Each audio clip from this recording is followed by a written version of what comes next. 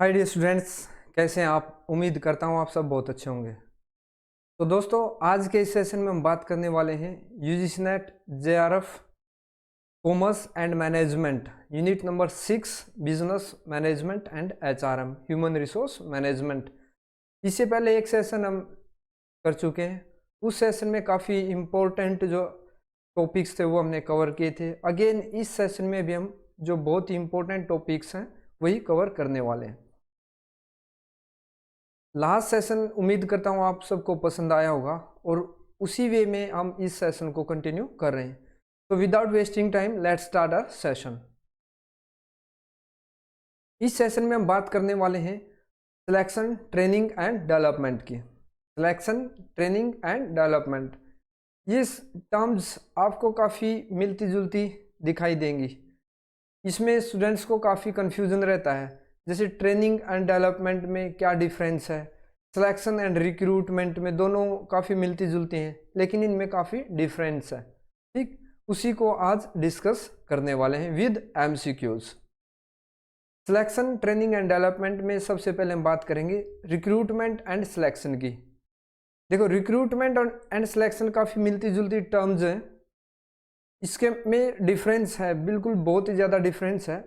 Recruitment एक positive term है, recruitment एक पॉजिटिव टर्म है, पॉजिटिव प्रोसेस आप बोल सकते हैं। रिक्रूटमेंट किसके लिए होता है? लोअर लेवल के जो एम्प्लॉयज़ आप बोल सकते हैं, लोअर लेवल का जो सिलेक्शन आप बोल सकते हैं, जो भर्ती होती है उसको बोलते हैं हम रिक्रूटमेंट।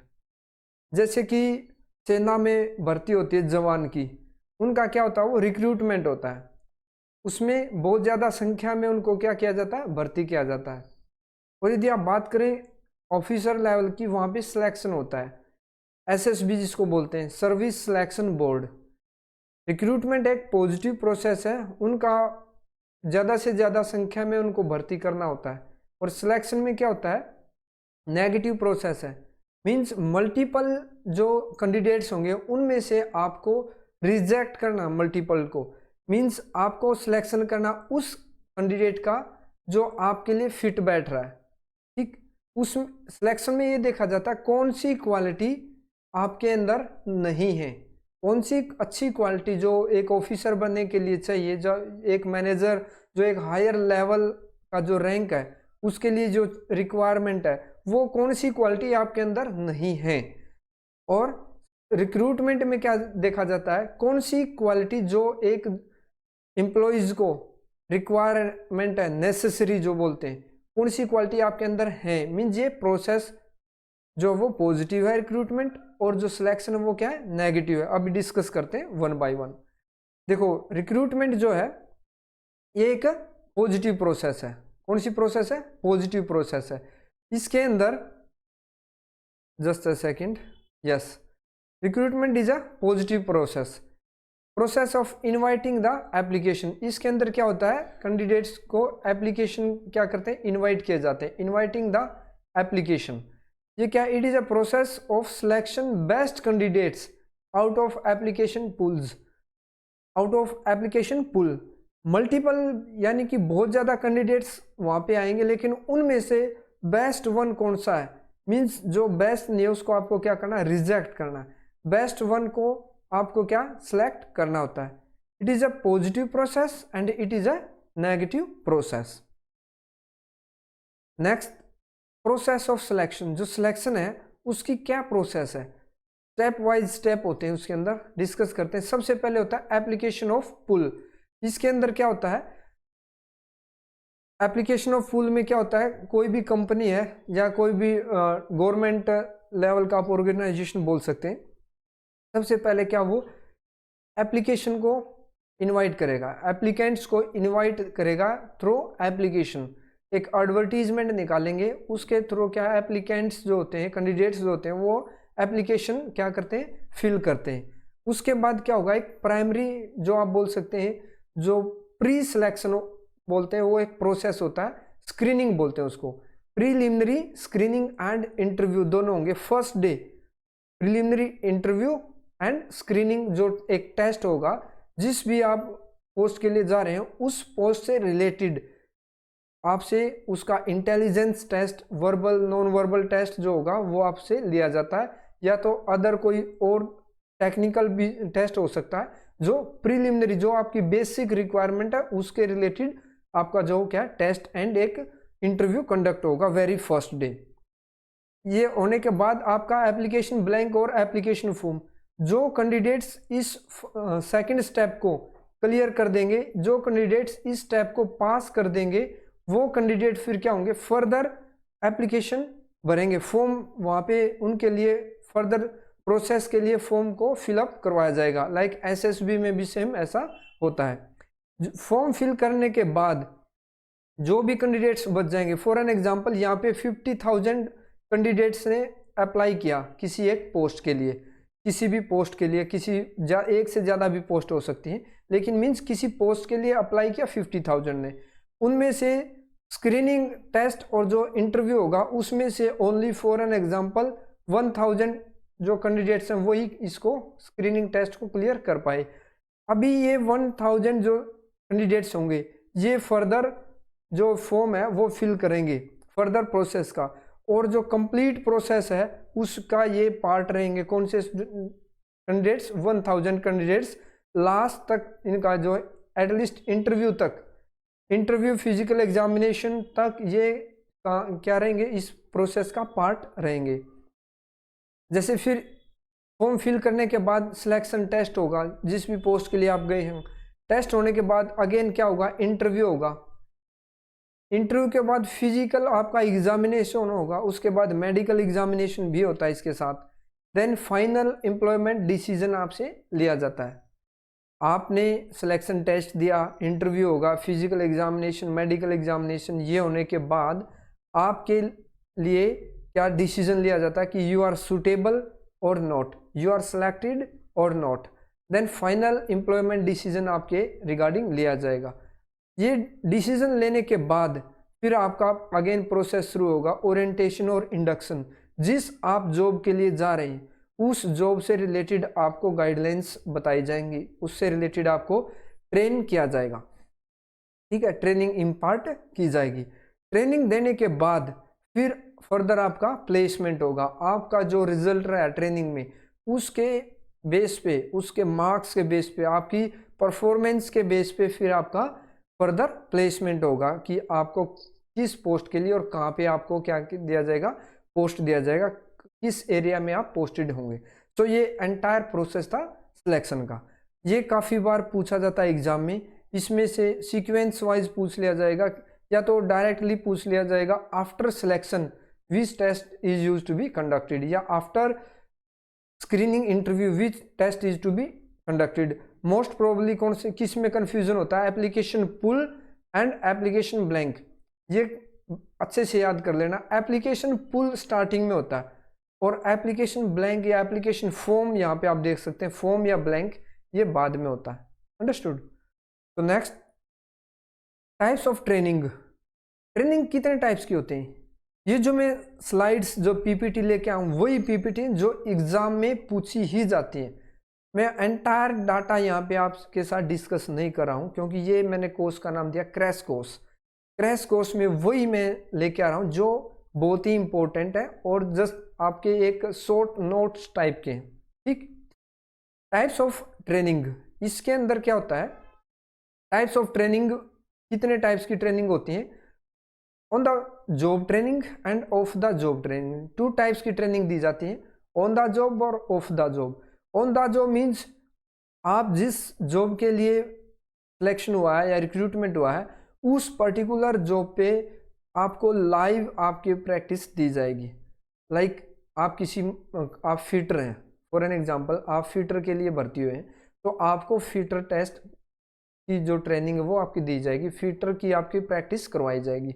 आपके एक सीए हैं और किसी कंपनी ने आपको हायर किया तो आपको उसी एरिया में पर्टिकुलर डिपार्टमेंट के साथ क्या कर दिया जाएगा, आपको उनके साथ अटैच कर दिया जाएगा और उसी की आपको ट्रेनिंग दी जाएगी। और ऑफ द जॉब मीन्स आपको जॉब के अलावा लाइव नहीं है, यहाँ पे आपको इंटरव्यू के द्वारा, आपको लेक्चर के थ्रू, ग्रुप डिस्कशन के थ्रू या रोल प्लेइंग कोचिंग के थ्रू जो भी दी जाती हैं वो सॉरी, ये coaching it's not a part of the job training, it's part of on the job training. So let's discuss one by one. On the job training, apprentice training, जो एक apprenticeship किसको बोलते हैं? आपने जब आपका जो एजुकेशन का फील्ड कंप्लीट किया, लाइक आपने आईआईटी कर ली, आईटीआई कर लिया आपने, आईटीआई या आईआईटीएन जो होते हैं उनका जो थ्योरेटिकल पार्ट जो होता है, डिग्री लेने के बाद जो फर्स्ट ज्वाइनिंग होती है उसको बोलते हैं अप्रेंटिसशिप।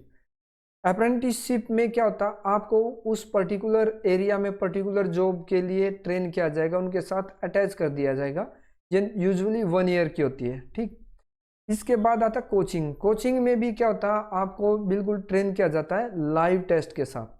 देन जॉब रोटेशन, आप किसी एक जॉब पे काम कर रहे हैं, एक मशीन पे काम कर रहे हैं, उसके बाद आपको क्या कर दिया जाएगा, दूसरी मशीन पे क्या कर दिया जाएगा, अटैच कर दिया जाएगा, दूसरी मशीन के साथ आपको काम सिखाया जाएगा। ये होता है जॉब रोटेशन। इससे क्या होगा, आपका बोर्डम भी नहीं होगा, आप बोर नहीं होंगे, overcome the boredom.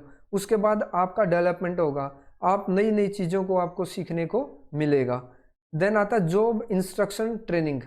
Job instruction training again is a part of on the job training. ये भी जॉब ड्यूरिंग द जॉब ही ट्रेनिंग दिया जाता है। अब बात करते हैं off the job training, role playing. Role playing, role playing के अंदर क्या आता है, आपको रोल प्ले करने के लिए दिया जाएगा। मीन्स या तो कोई सिखाएगा, दूसरा किसी एक पर्टिकुलर कैंडिडेट को उस पर्टिकुलर जॉब के लिए एक रोल प्ले के लिए दे, आपको एक स्क्रीन पे या किसी पूरी कंपनी के सामने आपको एक रोल दिया जाएगा, वो आपको क्या करना, रोल प्ले करना। तो उसके अंदर ये ट्रेनिंग दी जाती है, ये ऑफ द जॉब ट्रेनिंग होती है।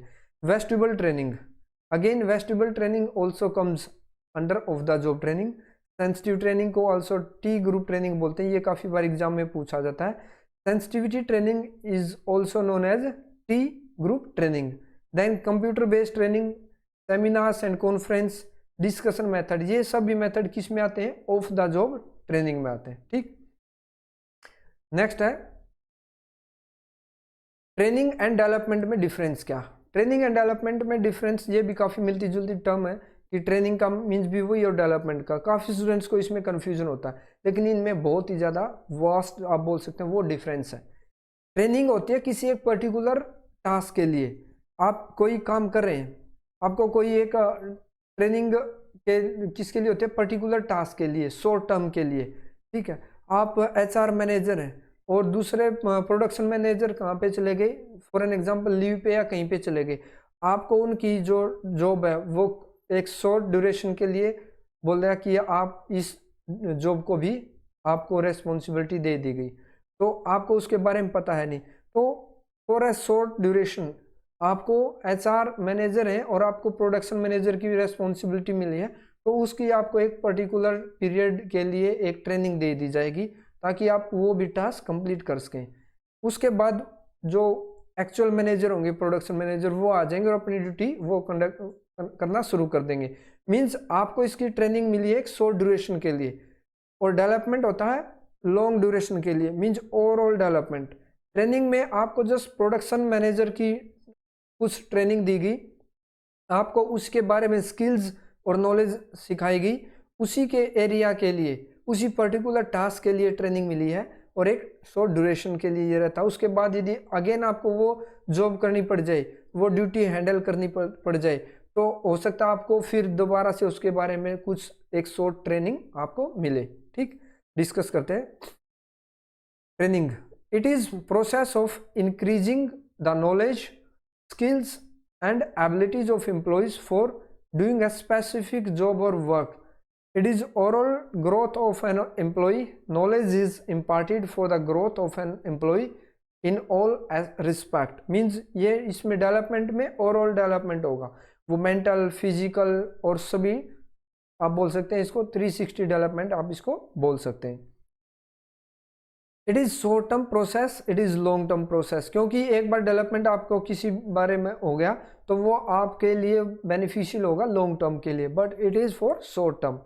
इट इज़ जॉब ओरिएंटेड होता है, ये करियर ओरिएंटेड होता है, क्योंकि आपको एक पर्टिकुलर जॉब के लिए ट्रेनिंग मिली है, इसमें आपका ओवरऑल डेवलपमेंट हुआ तो आपके करियर में डेवलपमेंट के लिए होगा, ठीक। It has a narrow scope as it is a part of development. Training क्या है? डेवलपमेंट का ही एक पार्ट है। क्यों? क्योंकि डेवलपमेंट तो 360 डिग्री है, किसी भी एंगल से आप में जो इम्प्रूवमेंट होगा वो क्या है, डेवलपमेंट में काउंट होगा। It as a broader scope as it includes training, ठीक। Next, methods of performance appraisal की हम बात करेंगे। Methods of performance appraisal means, इस परफॉर्मेंस अप्रेजल क्या कब होता है? जब आपने कोई जॉब परफॉर्म कर लिया है उसके बाद आपका अप्रेजल होता है। अप्रेजल मीन्स इवैल्यूएशन, मूल्यांकन, ठीक है। आपका मूल्यांकन, आपका टेस्ट, आपका एनालाइज आप बोल सकते हैं कि आपने जो परफॉर्म किया उसका इवैल्यूएशन होगा कि आपने स्टैंडर्ड को मीट किया या नहीं किया, स्टैंडर्ड से ज़्यादा परफॉर्मेंस किया या स्टैंडर्ड लेवल से कम परफॉर्मेंस किया, वो सब इसमें क्या होगा, इवैल्यूएशन होगा। तो उसके दो मेथड्स हैं, traditional method and modern method. Traditional method जो पहले यूज होते थे, आजकल मॉडर्न मेथड्स को ज़्यादा यूज किया जाता है, और मॉडर्न में भी डिफरेंट मेथड्स होते हैं। ट्रेडिशनल मेथड कौन कौन से होते हैं? रैंकिंग मेथड जो हमने प्रीवियस सेशन में डिस्कस किया था, grading method, paired comparison method, force distribution, force choice, checklist method, critical incident, graphic easy, essay method, field review and confidential report. इन सब को आप याद कर लें, आप प्रीवियस सेशन में इनकी मैंने वीडियो बनाई है, उसके गो थ्रू हो सकते हैं। Then modern methods, modern method कौन कौन से होते हैं? MBO, management by objective. Then BARS, behavioural anchored rating scale, ये बहुत ही इंपॉर्टेंट है, एब्रीविएशन में ये मैक्सिमम मोस्ट ऑफ टाइम ये पूछा जाता है, किसी न किसी शिफ्ट में इसको पूछ लिया जाता है। Then assessment centres, 360 degree appraisal. 360 degree का मीन्स क्या है? सभी एंगल से, इसमें क्या आप अपना सेल्फ इवेल्युएशन भी करेंगे, आपके सीनियर भी करेंगे, आपके जूनियर्स और जो कस्टमर सेल्समैन वो हैं वो भी आपका इसमें क्या कंट्रीब्यूट करेंगे आपके इवेल्युएशन के लिए, आपकी परफॉर्मेंस के लिए, वो भी आपको रेटिंग देंगे। देन कॉस्ट अकाउंटिंग मेथड, अब इनके बारे में मॉडर्न मेथड्स को डिस्कस करते हैं वन बाय वन। सबसे पहले बात करते हैं कंपनी कैन अडॉप्ट। जो मैंने मेथड बताए इनमें से company as per their requirement, their choice, वो क्या एज पर देयर रिसोर्सेस किसी को भी वो अडॉप्ट कर सकते हैं, लेकिन यूजुअली जो in present era 360 degree is most usable, ठीक। Company can adopt any method depending on their suitability like number of employees, growth of company etc, but mostly companies presently using modern methods and most popular method is 360 degree method। ये काफी बार पूछ लिया जाता है, which method is most popular method। अब modern and actionable performance appraisal method जिसको बोलते हैं, उनके बारे में बात करें। सबसे पहले मैंने क्या बताया था? MBO, management by objective. In this method, managers and employees work together to identify, to plan, organize and communicate objective for success। इसमें क्या होता है? MBO, management by objective. जो एम्प्लॉयज होंगे वो और एम्प्लॉयर, ये मैनेजर्स या एम्प्लॉयज आप बोल सकते हैं, वो सभी एक साथ मिलके एक दूसरे के कोलाबोरेशन, एक दूसरे के सहयोग से क्या करेंगे? डिसाइड करेंगे, आइडेंटिफाई करेंगे, प्लान बनाएंगे, ऑर्गेनाइज करेंगे टास्क को। देन कम्युनिकेट, एक दूसरे के साथ एक दूसरे को सजेस्ट करेंगे, एक दूसरे की हेल्प करेंगे कि where you are lacking behind, in which sector need to more improvement, ठीक। The managers identifies the desired objective to be achieved, giving the employee a major area of responsibility in terms of result that are expected from him और her. Manager इस दौरान, plan के दौरान ही क्या करेंगे? Employees को बता देंगे कि which kind of task we need from you, आपसे मैं कौन सी टास्क और आपसे क्या रिजल्ट की एक्सपेक्ट करता हूं, ठीक। उसके अनुसार वो एम्प्लॉयज क्या करेगा? अपने काम को अच्छा से परफॉर्म करेंगे। और रेगुलर मीटिंग्स कैसे करते हैं? ये रेगुलर मीटिंग करते जाएंगे। Manager and employee discuss the progress made, manager और एम्प्लॉय एक साथ मिलके प्रोग्रेस, क्या प्रोग्रेस चल रही है टास्क में, क्या हमारी प्लान के अकॉर्डिंग टास्क हम परफॉर्म कर पा रहे हैं या नहीं कर पा रहे, अपने टारगेट को अचीव कर पाएंगे या नहीं कर पाएंगे, वो क्या है बीच बीच में डिस्कस करते रहते हैं due to meeting. The employer can then use these measures of progress as a guide to measuring the contribution level of the employees. Next है BARS, behaviour anchored rating scale. Behaviourally anchored rating scale, इसको अच्छे से याद कर लेना। इसमें भी काफ़ी स्टूडेंट्स कुछ और लिख देते हैं, बिहेवियरली आएगा वहाँ पे, ठीक। इसमें क्या होगा, एक एम्प्लॉय का बिहेवियर इसमें जज किया जाता है। In the behaviour anchored rating scale BARS system, the employer compare employ performance with specific behaviour examples that are anchored to numerical rating. इसमें किसी एक एम्प्लॉय को एग्जाम्पलरी पेश कर दिया जाएगा, जो बेस्ट वन होगा उसके साथ बाकी एम्प्लॉयज़ की क्या की जाएगी, कंपैरिजन किया जाएगा और फिर उनको रेटिंग दी जाएगी न्यूमेरिकली। मींस बेस्ट वन को आपने यदि 10 आउट ऑफ 10 दे दिया तो उसके साथ बाकी का भी कंपैरिजन करके उनको रेटिंग दी जाएगी 1 to 10। Understood? This method assesses both quantitative and qualitative forms of measurement, but also incorporating intangible qualities of employees into the rating system. BAS succeeds in providing clear standards, improving feedback and providing accurate performance. इसके अंदर क्या बताया गया है कि बार के अंदर आपकी क्वांटिटेटिव एंड क्वालिटेटिव दोनों क्वालिटीज़ को जज किया जाएगा। क्वांटिटेटिव इन रिस्पेक्ट आपने कितनी मात्रा में जो आपको टास्क दिया गया था, जो आपको यूनिट प्रोड्यूस करने के लिए दी गई थी, this is for production employee, वो आपने उतना यूनिट प्रोड्यूस किया नहीं किया, और फिर वो कर तो दिया लेकिन उनकी क्वालिटी क्या रही, उनकी क्वालिटी अच्छे से किया नहीं किया एज पर द स्टैंडर्ड, या आपने ऐसे क्वालिटी को आपने कंसिडर न करते हुए जस्ट यूनिट के ऊपर, प्रोडक्शन के ऊपर ध्यान दिया। और आपका बिहेवियर कैसा है, आप काम कर रहे हैं लेकिन आपका बिहेवियर किस लेवल का है, ये उसके ऊपर भी डिपेंड करता है। आपका बिहेवियर आपके सीनियर, आपके जूनियर, आपके जो कलीग्स हैं उनके साथ अच्छा है या नहीं है, आप कोऑपरेटिव हो या नहीं हो, वो सब इसके अंदर क्या जज किया जाता है। Performance analysis and consistent evaluation आपका होता है। It's primary drawback is when done manually it possesses a risk of being skewed by distortion caused by bias. इसके अंदर क्या होता है, कई बार उन किसी एक पर्टिकुलर एम्प्लॉय की जो स्किल्स है उनको बाईपास कर दिया जाता है ड्यू टू एरर भी होता है, बाय मिस्टेक भी हो जाता है, और ड्यू टू बायसनेस, कि आपके जो सीनियर हैं, जो मैनेजर हैं, जो इवेलुएट कर रहे हैं आपको, वो आपको रेटिंग नहीं देके आपके दूसरे सहयोगी, आपके दूसरे दोस्त को ज़्यादा रेटिंग दे सकते हैं ड्यू टू बायसनेस। ये एक इसका ड्रॉबैक है, लिमिटेशन है, ये इसकी एक कमी आप बोल सकते हैं। ठीक, अभी नेक्स्ट है असेसमेंट सेंटर। असेसमेंट सेंटर के अंदर क्या होता है, असेसमेंट सेंटर इज ऑल्सो काफ़ी इंपॉर्टेंट है ये। This method evaluates employee performance in group related situations.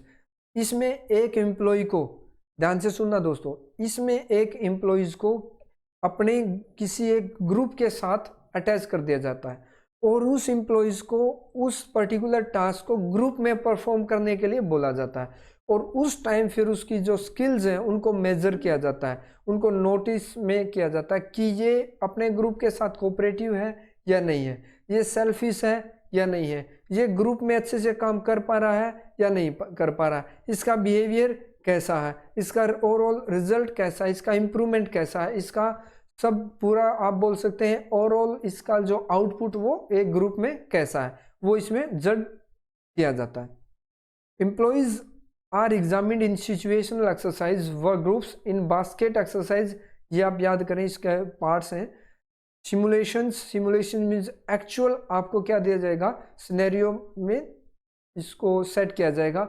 Like आप स्विमिंग के लिए जा रहे हैं तो आपको इससे पहले एक एक्चुअल स्विमिंग पूल जिसमें आपका कंपटीशन एक्चुअल में होना है, रियल में होना है, उसी सेम काइंड के स्विमिंग पूल में आपको आपका टेस्ट कंडक्ट किया जाएगा, आपको प्रैक्टिस करवाई जाएगी, ताकि रियल डे जिस दिन फाइनल डे होगा आपको वो बिल्कुल फीलिंग आए कि I have already done a lot of practice in such type of same condition. Understood?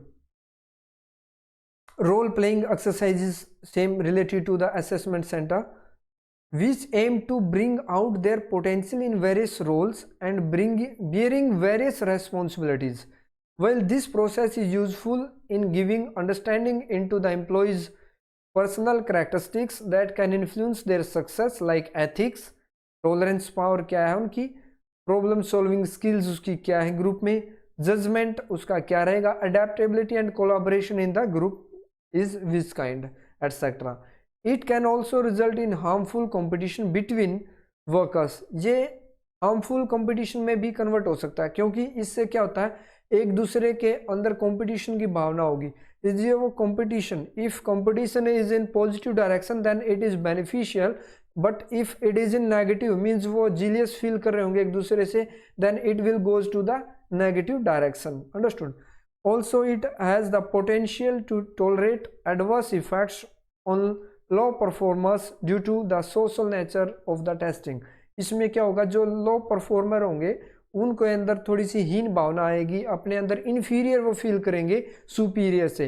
तो उनकी जो पावर है, उनका जो आप बोल सकते हैं आउटपुट है, वो डे बाय डे और ज़्यादा घटता जाता है. ठीक, ये इसकी एक क्या है, ड्रॉबैक है. देन 360 डिग्री, 360 मीन्स नाम से पता चल रहा है कि ओवरऑल डेवलपमेंट मीन्स सभी एंगल से इसमें क्या होता है, इवेल्युएशन होता है. इसमें क्या होता है, in this method many rates are involved in evaluating the performance of an individual. The feedback of the employee is collected by all agents within the organization who interact with him or her, including superiors, जैसा मैंने आपको बता दिया था first slide में, peers, subordinates and customers. ये सभी मिलकर उसका क्या अपना जजमेंट देते हैं, देन इसका इवेल्युएशन होता है.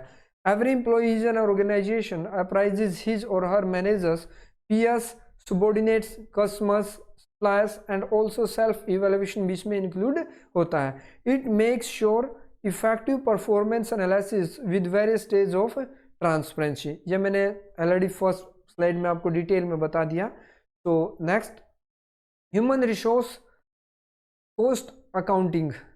जैसे आपने सुना होगा cost accounting related to money, but यहाँ पे human resource cost accounting method भी होता है. ह्यूमन की जो है अकाउंटिंग की जाती है, कॉस्ट अकाउंटिंग की जाती है कि एक particular employee is which kind of beneficial, how he is able to contribute in the organisation. Means हम उसको कंटिन्यू फर्दर रखें टास्क में या नहीं रखें, हम उसको जितना बेनिफिट दे रहे हैं, जितना सैलरी दे रहे हैं या और अदर बेनिफिट्स दे रहे हैं, उससे ज़्यादा यदि वो कंट्रीब्यूशन अपने ऑर्गेनाइजेशन में कर रहा है, then only we can continue him और her, otherwise we will leave him. Understood? So discuss this method includes the analysis of an employee's performance through the monetary benefits. इसमें क्या होता है, monetary benefit को include किया जाता है.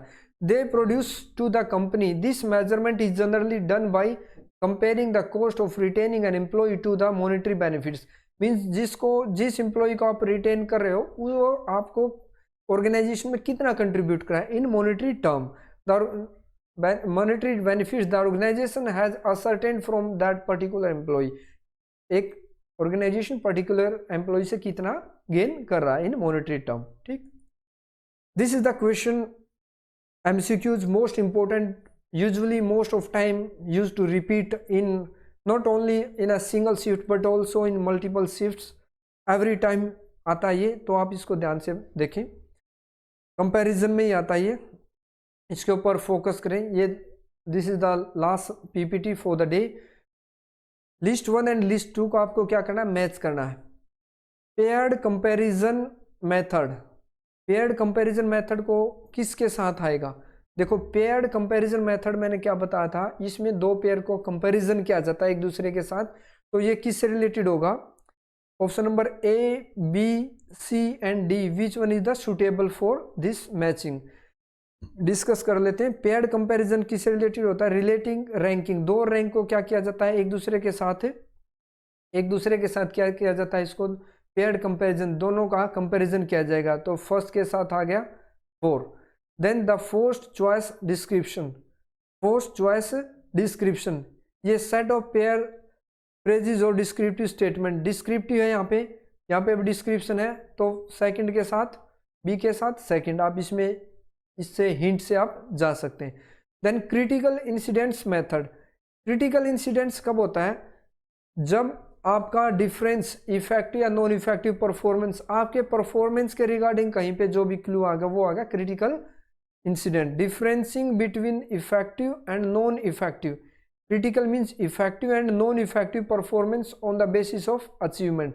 तो 3 के साथ आ गया, सी के साथ आ गया 3 एंड डी के साथ लास्ट बच गया ये। अ फील्ड रिव्यू मेथड, यहाँ पे रिव्यूइंग दिया हुआ है, यहाँ पे रिव्यू है, तो डायरेक्टली आप इसके साथ जा सकते हैं। 4 के साथ 1, तो फर्स्ट के साथ 4, सेकंड के साथ सेकंड, ये है 4 सेकंड, इन 2 में है, 4 और सेकंड ए बी में है। तो आगे देखें, क्रिटिकल इंसिडेंट्स मैंने बताया था 3, तो 3 इसमें है, तो option number A is the right answer. 4 के साथ ऑटोमेटिकली 1 बच गया। तो दोस्तों this is all about today session. यदि आपको ये सेशन अच्छा लगा होगा तो लाइक द सेशन, और आप मेरे चैनल पे नए हैं तो सब्सक्राइब माय चैनल। और आपको किसी भी टॉपिक की रिक्वायरमेंट है कि ये टॉपिक जल्दी लेके आ जाए, उसी टॉपिक पे मैं वीडियो लेके आ सकता हूँ, you can mention it in comment section. Thank you very much.